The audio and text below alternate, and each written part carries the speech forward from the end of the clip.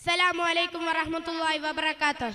الحمد لله رب العالمين والصلاة والسلام على أشرف المرسلين وعلى آله وصحبه أجمعين أما بعد. أعوذ بالله من الشيطان الرجيم. بسم الله الرحمن الرحيم. وما أرسلناك إلا رحمة للعالمين. ഏറ്റവും ബഹുമാനം നിറഞ്ഞ ഉസ്താദുമാരെ, വിധികർത്താക്കളെ, സ്നേഹം നിറഞ്ഞ വിദ്യാർത്ഥികളെ, മറ്റു സമസ്തയുടെ കർമ്മധീരരായ പ്രവർത്തകരെ, താരെ മദീന ഇസ്ലാമിക് കലാസാഹിത്യ മത്സരത്തിന്റെ ധന്യമായ വേദിയിലാണ് ഞാനും നിങ്ങളും ഒരുമിച്ച് കൂടിയിരിക്കുന്നത്. ഈ അവസരത്തിൽ സ്നേഹപ്രവാചകൻ എന്ന വിഷയത്തിൽ ഒരൽപ്പം സംസാരിക്കാൻ ഞാൻ ആഗ്രഹിക്കുന്നു. അതിന് അള്ളാഹു തൗഫീഖ് നൽകി അനുഗ്രഹിക്കട്ടെ. ആമീൻ. പ്രവാചകൻ എന്നത് സ്നേഹത്തിന്റെയും ദയയുടെയും പ്രതീകമായി നമുക്ക് വായിച്ചു പോകാനാകാത്ത വലിയൊരു നീതിയുടെ വക്താവാണ്. മുത്തുനബി ജീവിച്ച കാലം എന്നത് അക്രമത്തിലും അനീതിയിലും ജീവിച്ച ഒരു കാലഘട്ടത്തിലായിരുന്നു. എന്നാൽ അക്രമത്തെയും അനീതിയെയും എതിർത്തത് സ്നേഹത്തിലും സൗഹാർദ്ദപരമായ മുന്നേറ്റത്തിലുമായിരുന്നു. പലപ്പോഴും ഇന്ന് ട്രെൻഡുകളുടെ പിറകെയാണ് നമ്മൾ പോകുന്നത്. എന്നാൽ സഹോദരന്മാരെ, 1500 വർഷമായിട്ടും ഒരു പോറൽ പോലും ഏൽക്കാത്ത, ഒരു പുഴുക്കുത്ത് പോലും ഏൽക്കാത്ത കോടിക്കണക്കിന് മനുഷ്യന്മാർ ഹൃദയത്തിൽ ഏറ്റുവാങ്ങിയ ഒരു റോൾ മോഡൽ ഉണ്ട്. എന്നാൽ ഫേസ്ബുക്ക് അക്കൗണ്ട് അദ്ദേഹത്തിനില്ല, എന്നാൽ വാട്സപ്പ് അദ്ദേഹത്തിനില്ല. എന്നാൽ കോടാനുകോടി മനുഷ്യന്മാർ ആ മനുഷ്യന്റെ മുഖം പോലെ മുഖമാക്കുന്നു, ആ മനുഷ്യന്റെ വസ്ത്രം പോലെ വസ്ത്രമാക്കുന്നു. എന്തുകൊണ്ടെന്ന് ചോദിച്ചാൽ നമ്മളെക്കാൾ നമ്മളെ ഏറെ സ്നേഹിച്ചു ആ മനുഷ്യൻ. രാത്രി എഴുന്നേറ്റുകൊണ്ട് കരയുകയാണ്, എന്റെ ഭാര്യയെ രക്ഷിക്കണേ. ഭാര്യ ആലോചിച്ചു കൊണ്ടല്ല പ്രവാചകൻ സല്ലല്ലാഹു അലൈഹി വസല്ലം തങ്ങളുടെ കരച്ചിൽ, തന്റെ കുടുംബത്തെ ആലോചിച്ചു കൊണ്ടല്ല.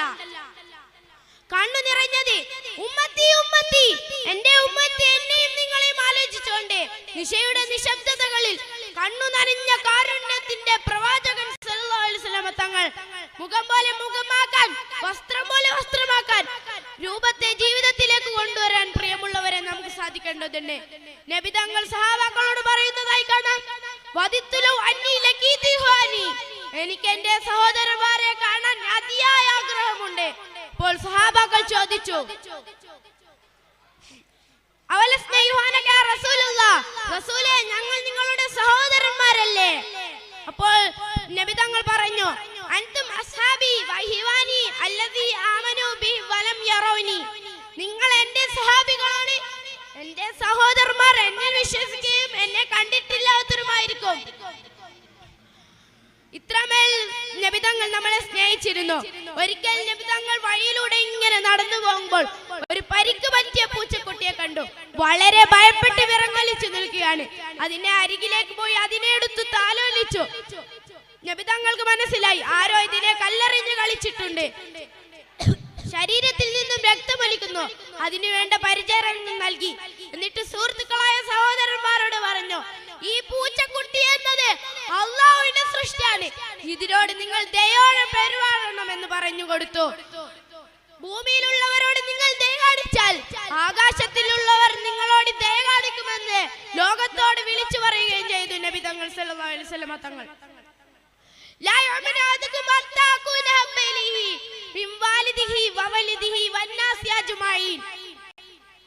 സ്വന്തം ഉമ്മയെക്കാളും സ്വന്തം ഉപ്പയെക്കാളും എന്നെ സ്നേഹിക്കാതെ നിങ്ങൾ പരിപൂർണ്ണ മുഅ്മിനാവുകയില്ല എന്ന് നബി തങ്ങൾ പഠിപ്പിച്ചു തന്നിട്ടുണ്ട്. അതുകൊണ്ട് നബി തങ്ങളെ അതിരിട്ട് സ്നേഹിക്കുകയും നബി തങ്ങളുടെ മേൽ ഒരുപാട് സ്വലാത്തുകൾ ചൊല്ലുക. അതിന് അല്ലാഹു തൗഫീഖ് നൽകി അനുഗ്രഹിക്കട്ടെ. ആമീൻ. വാഹിറ ദഅവാനാ അൽഹംദുലില്ലാഹി റബ്ബിൽ ആലമീൻ.